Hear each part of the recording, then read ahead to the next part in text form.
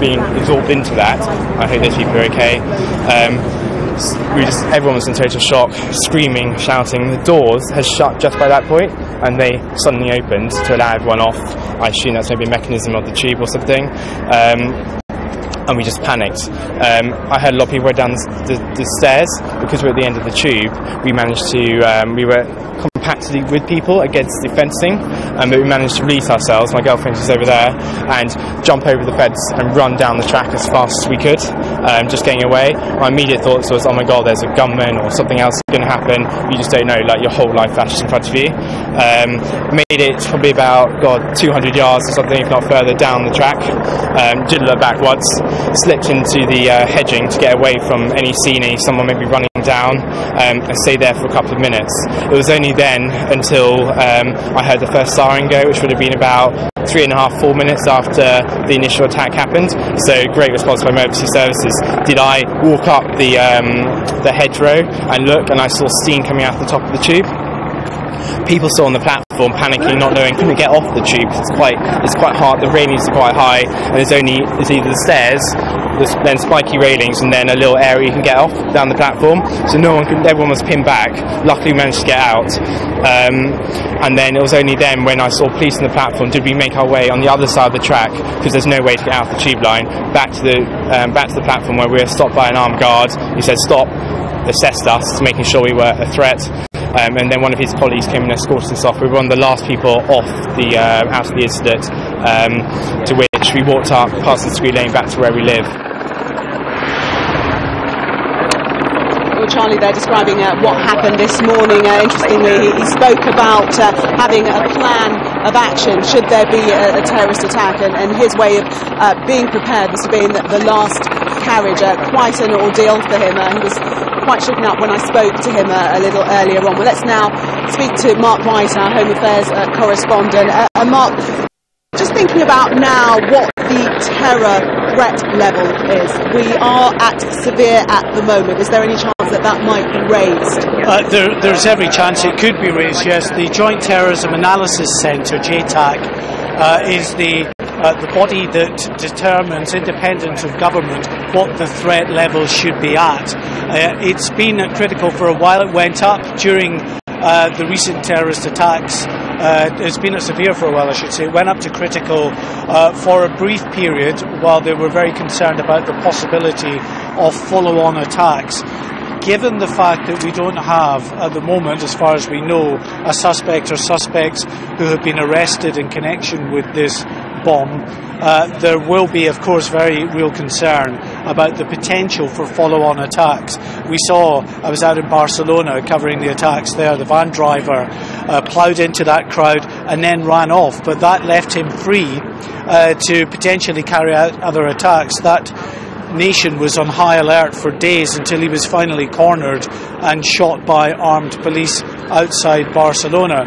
So you have a potential situation of at least one person still on the loose who's planned to bomb up that tube carriage, explode a device on that tube carriage, either partially succeeded or that was the intention, was to create some kind of flash fireball anyway, but may well have a mindset to carry out further attacks. And that's what JTAC will have to try and weigh up as they, in the hours ahead, determine whether that threat level needs to go to its highest level for a period of time.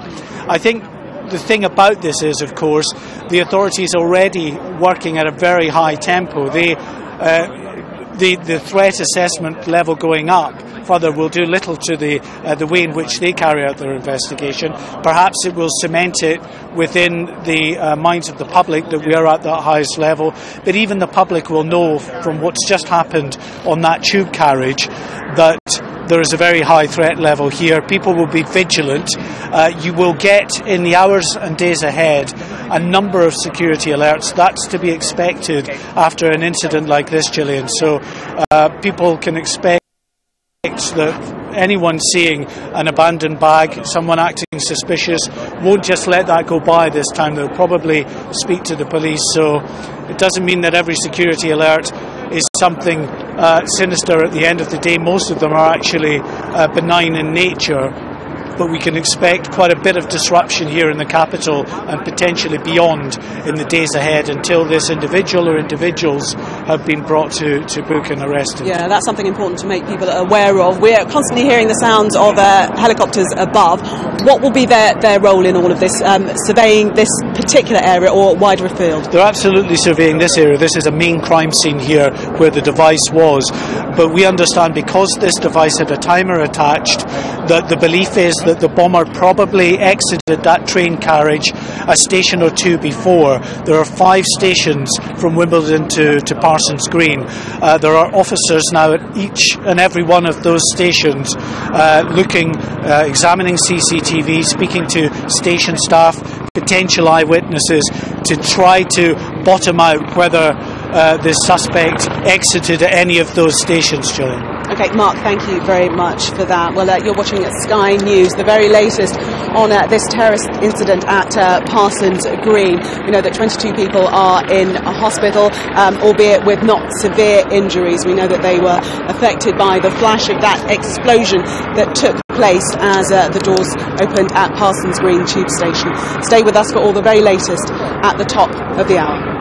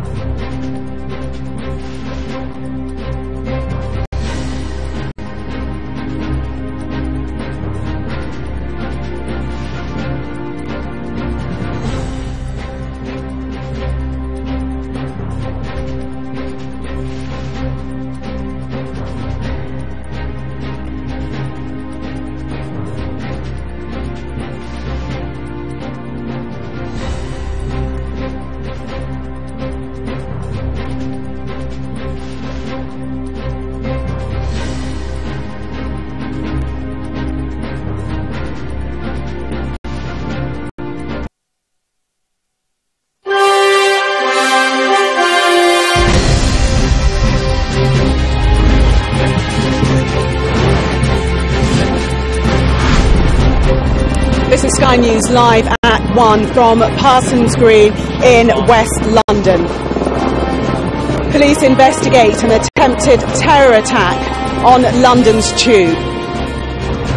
We now assess that this was a detonation of an improvised explosive device. A device explodes in the middle of rush hour. Sky News understands it had a timer. A manhunt is now underway. The terrorist attack this morning was an attempt by evil and cowardly individuals to kill, to injure and to disrupt our way of life. 22 people are taken to hospital, mainly with flash burn injuries. This hour, Cabinet Ministers are gathering for the government's Emergency Cobra Committee. The latest live on this developing story.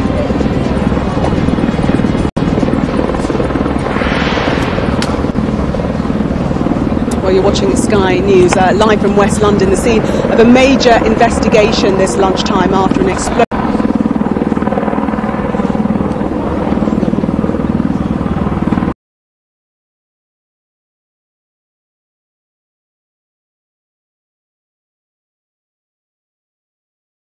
We're hearing from them. It did, though, explode at the height of rush hour, just before 8:30 this morning.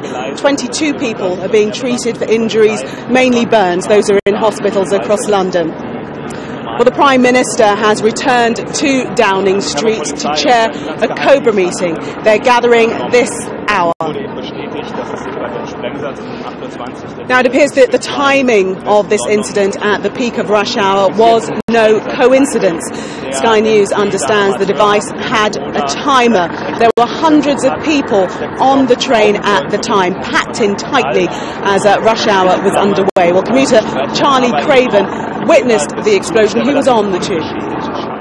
Literally stepped on within 2-3 seconds, maybe a bit longer.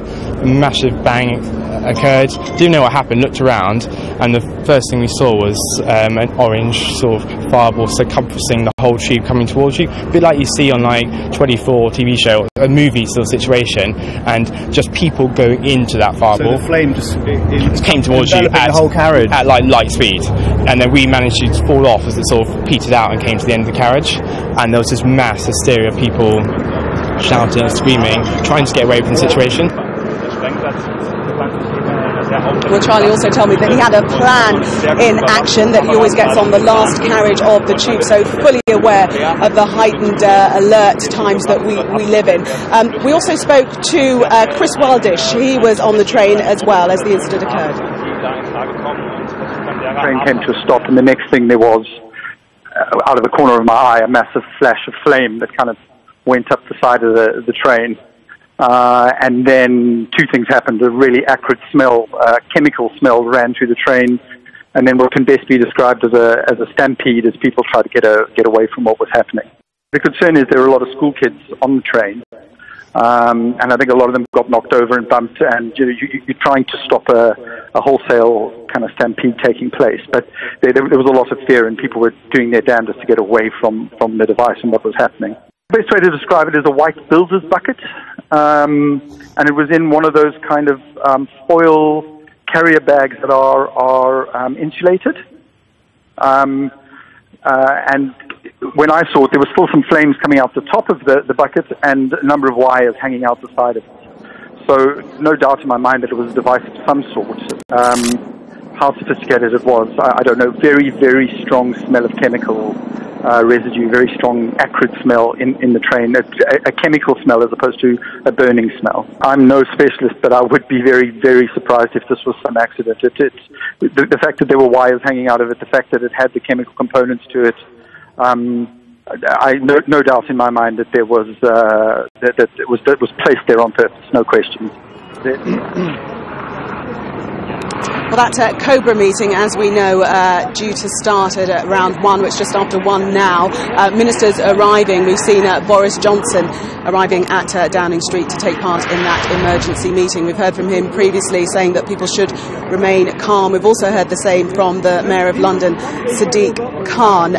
We've also had a tweet from President of the United States, Donald Trump, saying that this has all taken place within the vicinity of Scotland Yard, a point clearly being tried to be made there, a critical point. But let's return to the level of terror, the terror threat, and the level that we are at now is severe. Mark White, our Home Affairs correspondent, is with me. What is the possibility of that level being raised now? There's certainly a possibility that it could go to critical, which is the highest level, meaning that another terrorist attack is imminent. It will depend on the intelligence that is put forward at this Cobra meeting. Now, Cobra, for those that don't know, it stands for Cabinet Office Briefing Room A. It effectively is a crisis cabinet meeting that takes place anytime there is a national emergency that requires government officials and other emergency service leaders and intelligence service leaders coming together. They, in conjunction with the Joint Terrorism Analysis Centre, who weigh up the security information and the intelligence they have, will determine whether that threat level that's at severe at the moment should go to critical. Now, it did go to critical briefly in the midst of the recent terrorist attacks that we had in London, where there was a real concern that there was a possibility of follow-on attacks. It was only brief, just a matter of days over a weekend. Went back down to severe. Severe, of course, means an attack is highly likely. So it's a very high state of preparedness anyway. But if it goes to critical, then that will tell you that they are very concerned about the possibility of follow-on attacks. We know that a suspect or suspects are at large. Presumably that will be now the focus of the police investigation. This here at Parsons Green, this area here is an active crime scene. There are lots of counter-terrorism officers, still many armed officers around this area as well. But in addition to this, because there was, we understand, a timer that was attached to this device, there are other stations they're looking at, because the theory that they're working on is that this bomber set his device, or her device, left it on that tube carriage and then exited probably a station or two before Parsons Green. That's certainly a working theory and right up there in terms of the probabilities of what we're looking at here. So they are at those stations, the police, looking at CCTV, speaking to station staff, trying to get a handle on where this bomber or bombers might have gone, because while that person or those people are at large, and we don't know whether there's a wider network at play here. We know from other attacks that quite often there are individuals attached to that attacker who offered perhaps some kind of support in the preparation or planning, that maybe were planning their own attacks as well. So that is uppermost in the minds of the police and security services as we go forward, as well as they try to determine just how widespread this potential threat is. Okay, Mark, thanks very much for that update. Well, witnesses have said that the police and emergency services responded very swiftly. Let's hear the latest from Assistant Commissioner Mark Rowley. At 8:20 this morning at Parsons Green tube station, there was an explosion on a tube train. Police have attended. We now assess that this was a detonation of an improvised explosive device. As you'll have seen, the reports of 18 injuries, and I understand most of those to be flash burns. The scene currently remains cordoned off and the investigation continues. In terms of the police response, as you'd expect, well-practiced command structures have come into shape. An operation led and coordinated by the Metropolitan Police, working with our colleagues from British Transport Police and others. The investigation is being led by the Metropolitan Police Counter-Terrorism Command, part of the National Counter-Terrorism Policing Network, and there are many urgent inquiries ongoing now with hundreds of detectives involved, looking at CCTV, forensic work and speaking to witnesses. This investigation is supported by our colleagues from MI5 and bringing their intelligence expertise to bear on the case. Finally, in terms of the police response, I would emphasise that Londoners particularly can expect to see an enhanced police presence, particularly across transport system, across the day. Finally, in respect of what I would ask from the public, firstly, any member of the public with any information about this incident should please call us as a matter of urgency. Any urgent information, of course, they can call 999. But if they want to give us any background information, they can call us on the anti-terrorism hotline on 0800 789 321. Also, anybody with images, often people take photos and film at the scene of such incidents. Anybody with such with images from the incident can contact us. We have a website where they can download the images to, and I'll ask broadcasters to run that website address across their ticker tape over the next hour.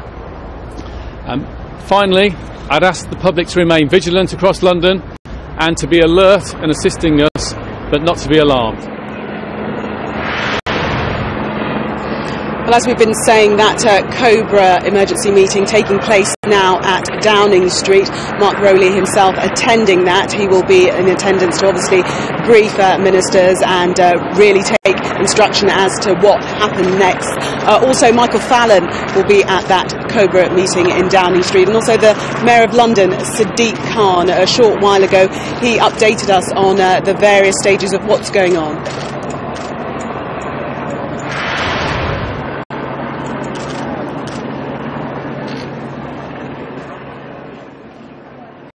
The phrase used by counter-terror experts a few weeks ago was, this is not a spike, this is a shift. And we've seen a shift across major cities in Europe, whether it's Barcelona, whether it's Brussels, whether it's Paris, whether it's Rotterdam, whether it's Stockholm, whether it's Manchester. The terrorists have stepped up attempts to kill us, to injure us, to disrupt our way of life. And we've got to make sure we're alert, we're vigilant, but also we're calm over the next few hours, the next few days. Londoners will see an enhanced police presence. They will see an increased police presence on our public transport network and across London. We've got to be vigilant, we've got to be alarmed. Let's take you to Downing Street now, and our political correspondent there, Tamara Cohen. And Tamara, this is the 5th terrorist attack since Theresa May became Prime Minister. One would imagine that it's fairly routine now what will happen in that Cobra meeting. Yes, all starting to feel horribly familiar since we've had a number of terror attacks in the run-up to the general election between March and the summer this year, and now it seems to be all happening again. The Cobra meeting got underway in the last few minutes. We saw Boris Johnson, the Foreign Secretary, making his way in, Michael Fallon and the London Mayor Sadiq Khan also in that meeting with senior police and the emergency services. So the intention of Cobra is to bring together all the relevant departments and government agencies to make sure that everyone is fully briefed on the security situation. The Prime Minister came back from her Maidenhead constituency this morning, although, to correct something I said earlier, Amber Rudd, the Home Secretary, is on a ministerial visit in Turkey, so she is making her way back now, and it will be the Security Minister, Ben Wallace, who will be attending in her place. So they will spend some time. There isn't any set length for these meetings, perhaps an hour, perhaps longer, talking through what the latest intelligence is, and the Prime Minister, we expect, will make some kind of statement later this afternoon. We do have some words the Prime Minister put out this morning as a statement, saying that her thoughts are with those affected at Parsons Green and the emergency services who are responding swiftly and bravely to a suspected terrorist incident. Similar sentiments from Jeremy Corbyn, the Labour leader, who said his thoughts are with those affected and with the ambulance staff and firefighters. A couple of things the Prime Minister is likely to face questions on later. Sadiq Khan, the London Mayor, talked about London needing more resources since there has been this scaling up of the terror threat across Europe. He said more police stations are needed. That is likely to be thrown in the government's direction over the coming days, depending on what we find out about the perpetrator or perpetrators.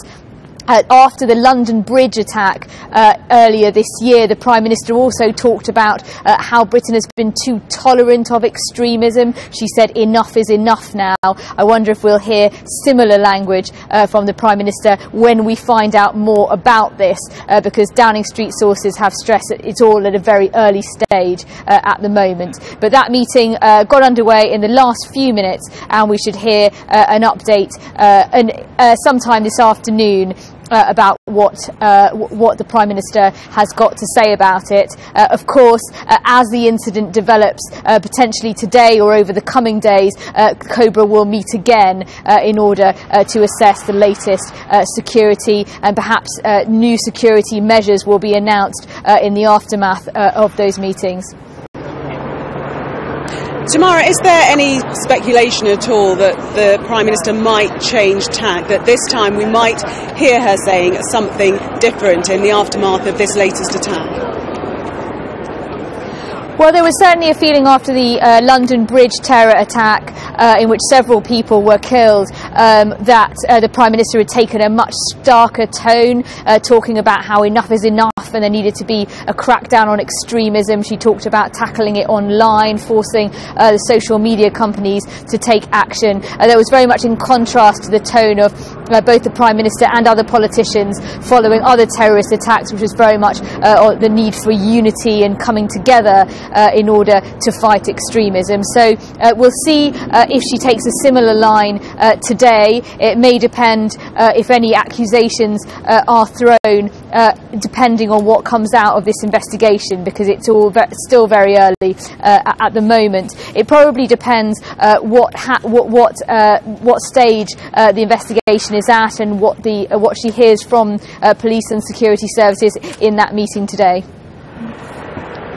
OK, Tamara, for the moment, thank you. We'll leave Tamara there at Downing Street as that Cobra meeting continues. Of course, we'll update you on the findings of that and what will be said by the Prime Minister once that meeting concludes. Well, the Home Secretary, Amber Rudd, has released a statement. She said, once more, people going about their everyday lives have been targeted in a callous and indiscriminate way. My thoughts are with all those injured and affected. The police and emergency services were quickly on the scene, and I would like to pay tribute again to their professionalism and tireless commitment. I am receiving regular updates on what is an ongoing and active investigation. I would urge Londoners to remain alert and assist the police and emergency services as much as they can. Well, here's the latest information we've got from the London Fire Brigade. This is from Director of Operations Tom George. He says the brigade was called at 8:21 a.m, just taking you back to the beginning of this morning's incident, and firefighters were on the scene within 3 minutes.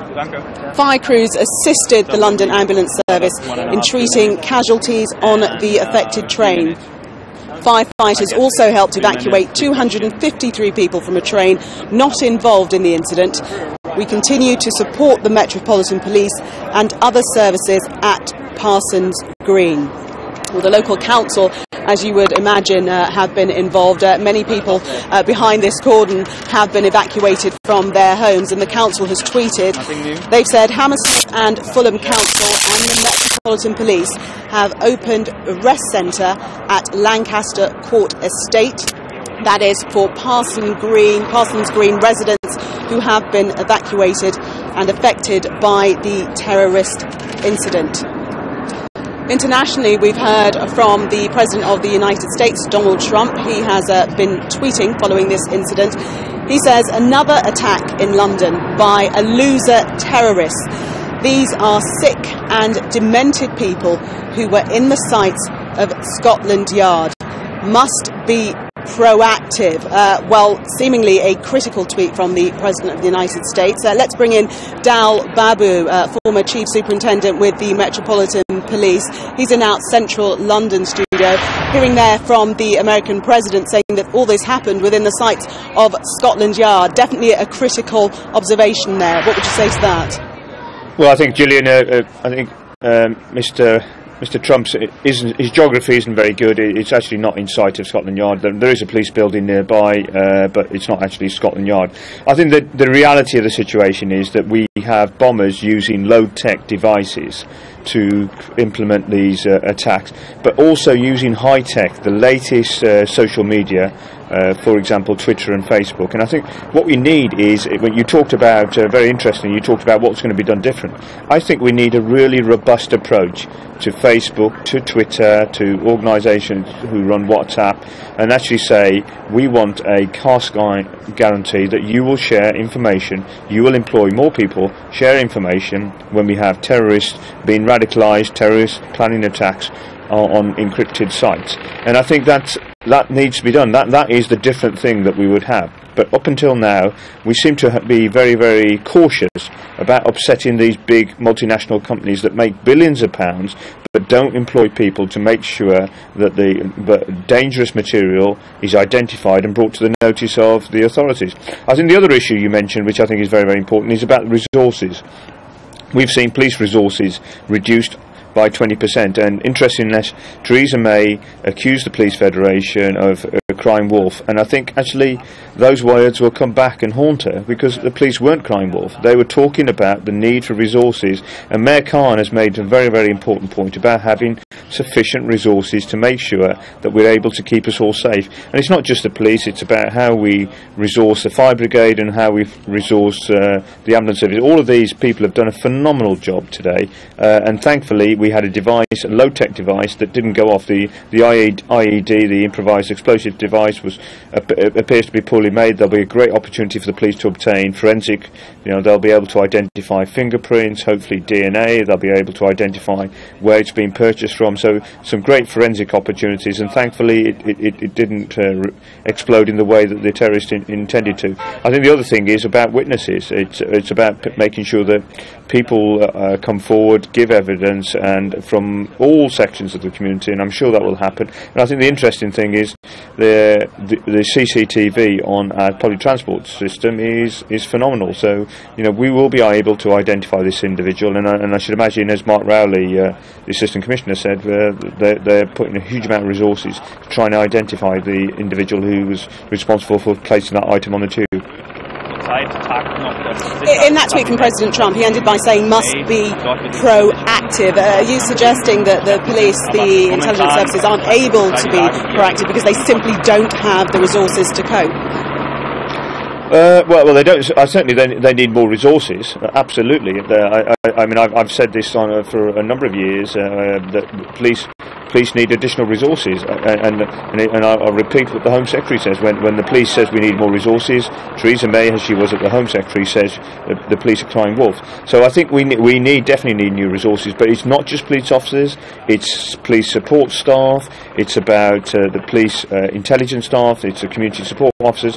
I was at the football game yesterday, Gillian, with Arsenal, and it was quite a chaotic game, and the police did a marvellous job in restoring order there. But you imagine if that incident had taken place at the same time as a terrorist incident.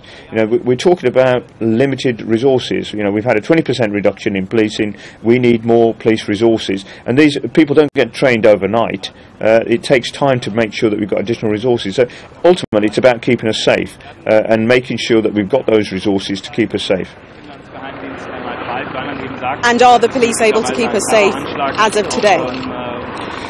Well, I think unfortunately we're getting into a new norm where these attacks are happening across the world, across Europe on a more frequent basis. I have great confidence in the police. I think they are working hard. They are very, very committed men and women who want to do absolutely the best they can. But actually, if you reduce their numbers, if you reduce police staff, if you reduce police community support officers, that's going to have an impact on the resilience of police officers. And we've seen a number of reports come out talking about the increased stress level of police officers and police staff. So I think we need to be really taking seriously about the reduction in resources and revisiting some of those decisions that Theresa May made when she was Home Secretary. The terror threat level is at severe at the moment. Some discussion as to whether it would be raised to critical. In your estimation, are we at that point now when that can be a serious consideration, that terror threat level should be raised? Well, we did raise it a few months ago for a few days to critical. I think severe is basically there's an expectation of an attack. So it's a very, very high level. It's been at a very, very high level for some time. I think what we need to do is listen to what the intelligence picture tells us, and so there'll be information from MI5, MI6, the Counter-Terrorism Command. Individual forces from around the country will go into the intelligence, share that intelligence. I should imagine a lot of confidential information will be discussed at the Cobra meeting today, and then there'll be an assessment made at that meeting as to whether it needs to remain at severe or move to critical. But I think the key thing here now is for us to all remain calm and confident.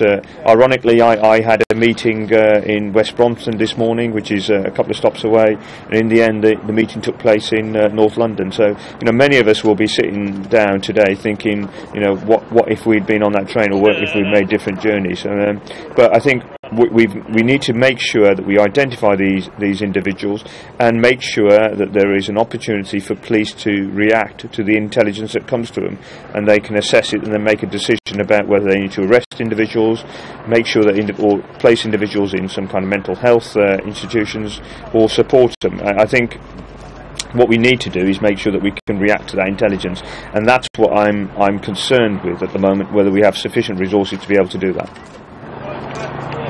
Okay, Dal Babu, former Chief Superintendent with the Met, thank you very much for speaking to us. Julian.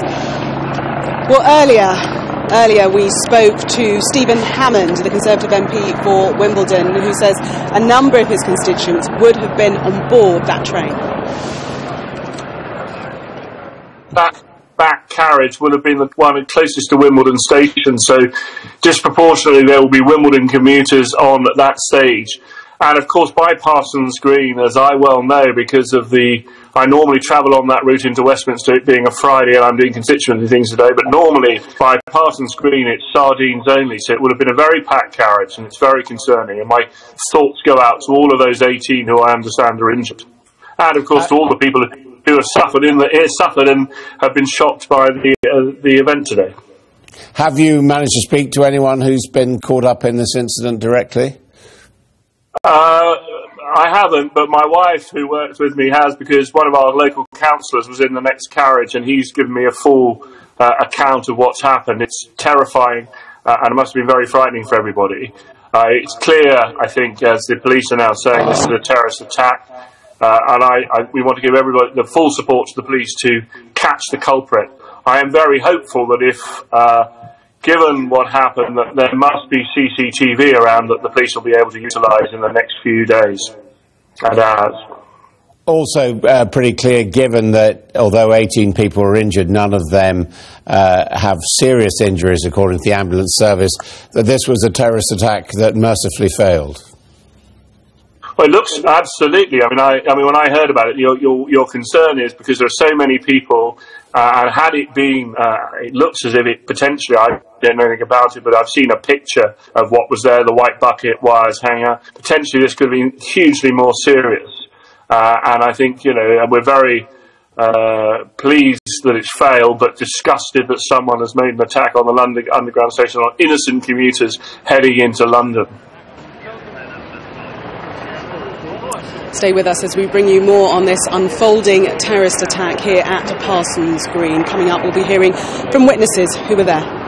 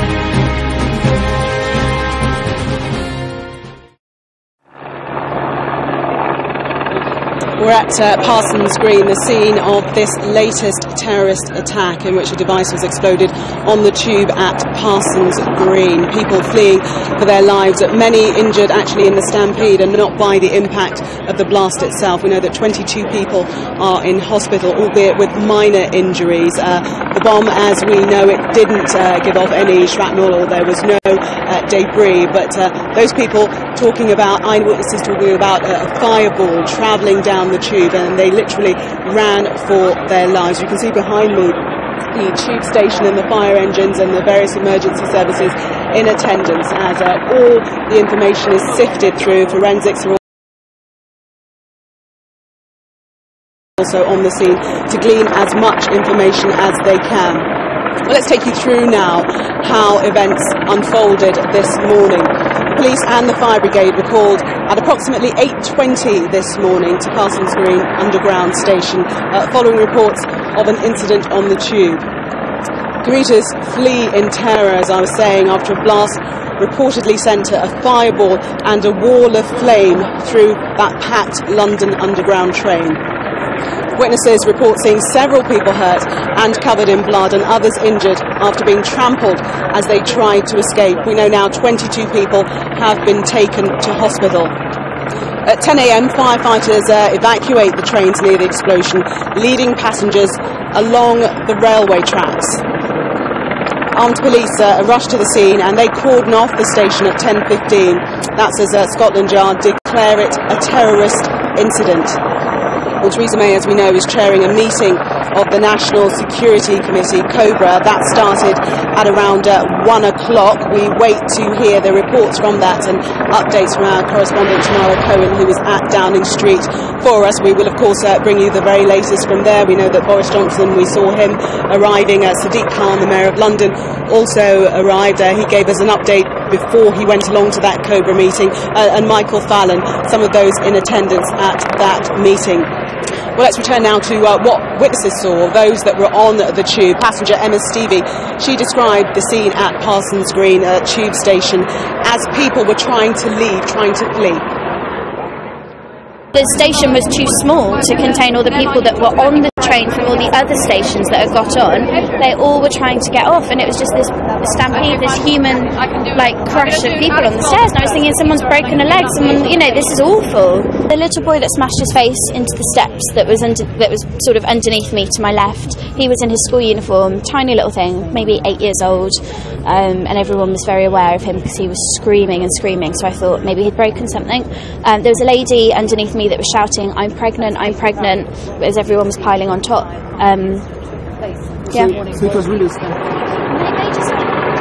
well, Emma Stevie there, and Luke Walmsley gave this account of what happened. I had my one headphone in, and there was a loud shriek to my left, and I turned, and sort of a remnants of a flash and a smoke, and then just hordes of people, and the stampede had already started. Running towards me. Within about 5 seconds, it was just apparent it was not a safe place to be. And then,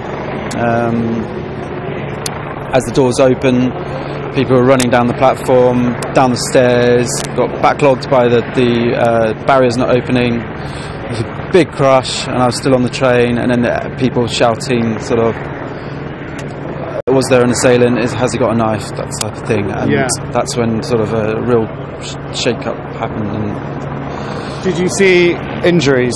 Yeah. Can you? Severe hand, foot, head injuries from the stampede. It's got every man for himself when that happened. But the burns victims, sort of severe leg, both legs. And there's no sign of clothing, so it was just torn through. What sign of clothing? So the clothing being burnt off or torn off? Okay, well, another witness there giving his account of what happened this morning as that device detonated on the tube at Parsons Green. Well, there seems to be a bit of a spat, as per usual, involving the President of the United States, Donald Trump. He has tweeted that really services here should have been more proactive. He said that this happened within sight of Scotland Yard. With me now, our Home Affairs correspondent, Mark White. some criticism from the President of the United States that perhaps we should be more proactive. He has got form. There was that spat with Sadiq Khan, London's mayor, when he advised people to remain calm, and Donald Trump alluded to the fact that that was really trite advice in the circumstances. Yeah, I mean, the fact is we do not know at this stage who this individual or whether there were multiple individuals involved in this attempted bombing attack, who they are, whether they were known to the security services or not. I think it's far too early in the day to start talking about intelligence failures. That will only come when we have a suspect in custody. I've just spoken to Scotland Yard, who've confirmed to me that as of now there are no arrests. We still have a suspect or suspects at large. There is an intensive manhunt, an operation to try and determine who it was that left that bomb on the District Line tube train here at Parsons Green. And the part of that investigation is concentrating on the 5 stations before Parsons Green on the District Line, from Wimbledon up to here. The working theory is that a station or 2 before, that bomber set his device, it had a timer, left it in the tube carriage, and then exited that tube carriage, possibly a station or 2 before. These are happening in sort of real time, quick time if you like, but it's not a quick process. Getting CCTV, pouring through that, trying to see if there is someone who is sticks out as being someone suspicious, someone they should take more of an interest in, or indeed someone who they know and someone who may have been on the security services radar. Quite often in these instances they don't happen in isolation. There's a progression that someone who decides to commit violence on behalf of some extremist belief has usually been on some path, may well have been known to the police or security services. Be alone each and every night. While you're away, don't forget to write. Bye bye.